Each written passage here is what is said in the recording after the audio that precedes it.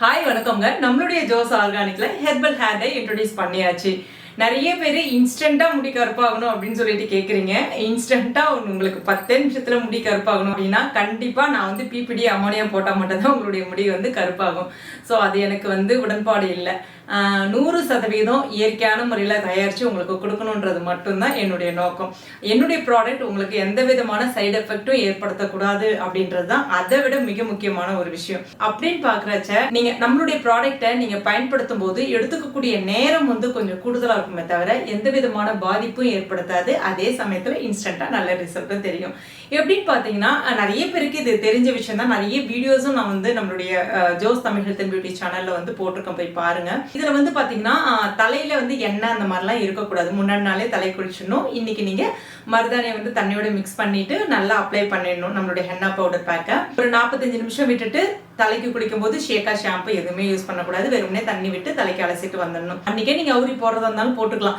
ஆனா சில பேருக்கு ஒரே நாள்லயே 2 தடவை தலை குளிக்கிறதுக்கு சௌகரியமா இருக்காது இல்லையா? அதனாலதான் மறுநாள் நீங்க அவுரி பொடியை யூஸ் பண்ணலாம்.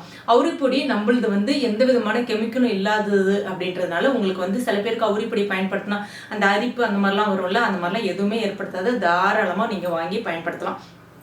இதுவும் அதே மாதிரி தான் தண்ணியில நல்லா மிக்ஸ் பண்ணிட்டு தலையில அப்ளை பண்ணிட்டு ஒரு 45 நிமிஷம் விட்டுட்டு தலைக்கு தண்ணி விட்டு வாஷ் பண்ணுங்க. வாஷ் பண்ண உடனே உங்களுக்கு முடி டக்குன்னு பிளாக்கா அப்படிலாம் தெரியாது. ஒரு மாதிரி லைட் கிரேஷா இருக்கிற மாதிரி இருக்கும்.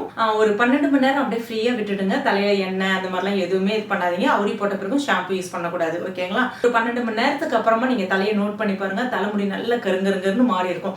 நம்மளுடைய ஆன்டி கிரே ஹேர் ஆயிலும் கூட நீங்க தடவிட்டு வரும்போது பிளாக் ஹேர் எல்லாமே நல்ல ஜெட் பிளாக்காவே மெயின்டைன் ஆகும். வாரத்துல 2 தடவை நீங்க தலைக்கு குளிக்கலாம். 2 தடவை தலை குளிக்கணும்னா ஒரு மாசத்துக்கு நல்ல ஸ்டேபிளா இருக்கும்.